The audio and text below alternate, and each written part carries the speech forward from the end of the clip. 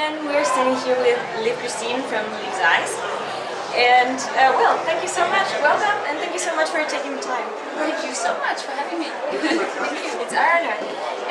First of all, congratulations on your show yesterday. It was really great. It was your first performance as a solo band and the voices, right? Yes, it was. It was. And, I told my band members, remember it's Friday, and it's quite early. It's only 8 o'clock.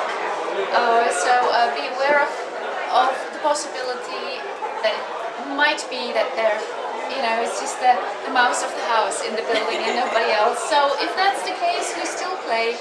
This is just warm up. Yeah. So whatever it is, be professional. We did the sound check.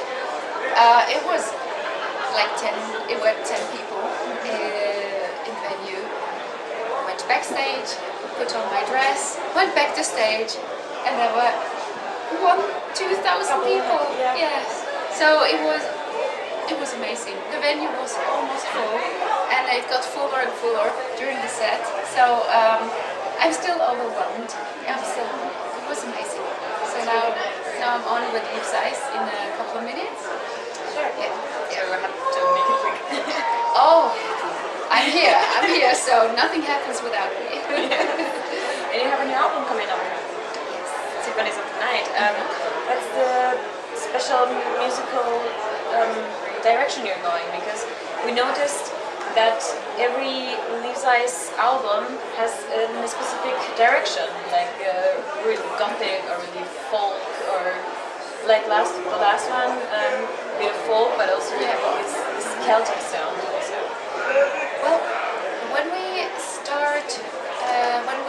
begin with a new production, we never plan anything. It's my husband Alexander, my guitar player Thorsten, and myself. We're the composing team, and we've been hanging, together, been together for many years, almost 20 years. 3 of us, the team, and it's like we just go with a creative flow. So it's always interesting to see where it takes us. Yeah, we have our own studio, that's the good thing, so we take our time to compose, record and mix and master until all 3 of us, and we're perfectionists, all 3 of us, until everybody's happy.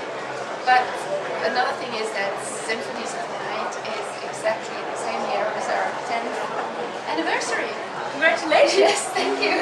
So although we've been around for the double amount of years, but still 10 years of experience, dedication to metal, and it's all on this album. So there is nothing lacking in this production, and I think it feels very comfortable where I'm standing. So I'm really curious. thank you. Is there something about the name that you can tell us? What this Symphonies of the Night, like mysterious? Is there something behind it? Well, actually, a journalist, I did a typed interview, and a journalist asked me, so who were your inspirations for all these albums? And in childhood, when you started singing, and I was like, okay, Ozzy Osbourne, Black Sabbath, Iron Maiden, Deep Purple, Pink Floyd, Madonna, Kate Bush, Tori Amos, and Tchaikovsky and his symphonies. And then I thought, Symphonies of the Night, that's it. So it's Tchaikovsky's fault. I used to be a ballet dancer when I was little, and the Swan Lake Symphony was my favorite. So, yeah. Oh, that's beautiful. It's really private. Yes, it is. Yes. Yes. You just mentioned you're so long already in the music business. What do you think of it now? It's a bit of a crisis. There are a lot of trends like the crowdfunding and their independent distribution and everything. What do you think it's going to be the best way to go on? That's a very good question. I know bands who have taken the step of being independent of everything, whereas other artists say no, we need safety, so if we can, we still want to sign deals, deals with record companies, as many albums as possible, as little options as possible to have a steady contract. I'm right there where I'm asking myself, what are we doing? That's Liv Kristine is at that crossroad right now. So I can't tell you now what is the best way, but maybe in 2 or 3 years. Yes, but the good thing is we have many friends around and we help each other. So it's there is always information to get how to reach aims more easily. So in a couple of years. That's very nice of you. Now you just said friends helping each other, and it popped up a question in my mind. I think a lot of people outside of our metal female fronted scene, there are a lot of people that think that the women behind the band are like competitive and don't really love each other. What has been your experience? Well, I was there first, so in the beginning I was all alone. Well, Anneke was gathering. She was there at the same time, so I wasn't all alone. The other bands came later. I've learned to although there are some who do it just for fun, I want to be bad and I'm doing this for fun, and they come, go. Others stay for years and years, like Tarja, Anneke, Sharon, myself. We're still here. We're still here, and going strong, maybe stronger than ever. So, but when we stick together, we are a good team. So I'm really hoping to meet some of them here. I've been here since yesterday, but I'm hoping that they will turn up one by one. And great ladies. And what is your reaction when you hear that one of these great ladies mentions you as an example, as a role model? That's goosebumps. Of course, it's always an honor. It's always an honor, and I don't know anybody who wouldn't think positive about it. So it's great. But my absolute favorite voice of all voices is Maite Itois from Elfenton. Maite Itois. She's absolutely amazing, and she is actually the only person who gave me a singing lesson. Wow! So yeah. So I had one singing lesson. So this is just your talent. You've never taken lessons. No. Wow. It came from somewhere. I'm lucky. I know that. And you of course have your family.